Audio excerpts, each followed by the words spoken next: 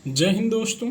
80 शब्द प्रति minute dictation start. Bharat और रूस के बीच शीर्ष स्तर पर हुई बातचीत का स्पष्ट संकेत यही है कि वैश्विक राजनीति भले अपने ढंग से चलती रहे, लेकिन दोनों देशों के रिश्तों पर उसका कोई असर नहीं पड़ने वाला। बीते शुक्रवार को प्रधानमंत्री नरेंद्र मोदी और रूस के राष्ट्रपति व्लादिमीर पुतिन के बीच फोन पर बात हुई। महत्वपूर्ण बात यह है कि यूक्रेन युद्ध के बाद से दोनों के बीच यह चौथा लंबा संवाद है।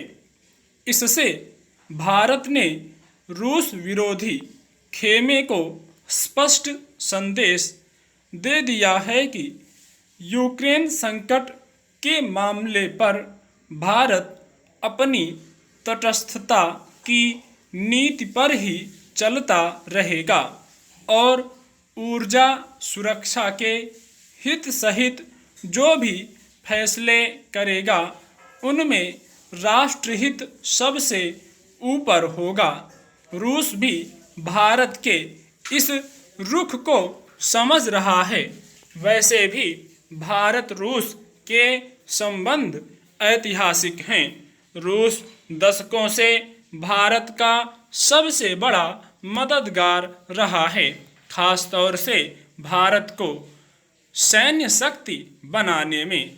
जाहिर है, ऐसे में दुनिया की कोई ताकत दोनों देशों के बीच बढ़ते रिश्तों में आड़े नहीं आ सकती और भारत ने ऐसा करके दिखा भी दिया है। अमेरिका और पश्चिमी देशों ने रूस के विरोध के लिए भारत पर कम दबाव नहीं डाला, लेकिन भारत तटस्थता की नीति से डिगा नहीं। वैसे दोनों नेताओं की इस वार्ता की भूमिका पिछले दिनों हुए ब्रिक्स देशों के सम्मेलन के दौरान ही बन चुकी थी। देखा जाए तो यूक्रेन संकट को लेकर रूस भी बहुत मजबूत स्थिति में है नहीं।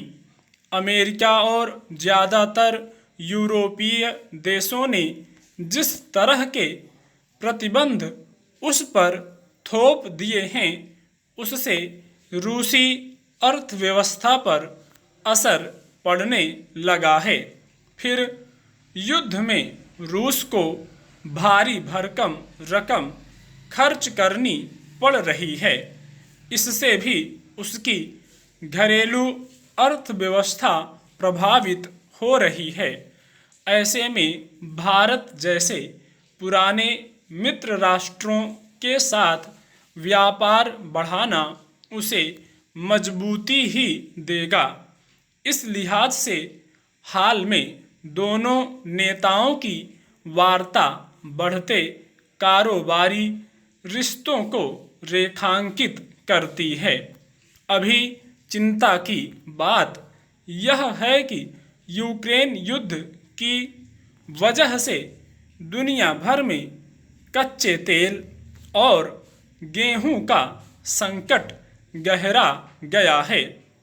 ज़्यादातर देश रूस और यूक्रेन से गेहूं तथा तेल खरीदते हैं। इसके अलावा रूस ज़्यादातर यूरोपीय देशों को प्राकृतिक गैस भी देता है, पर अब यूक्रेन एक तरह से तबाह हो चुका है।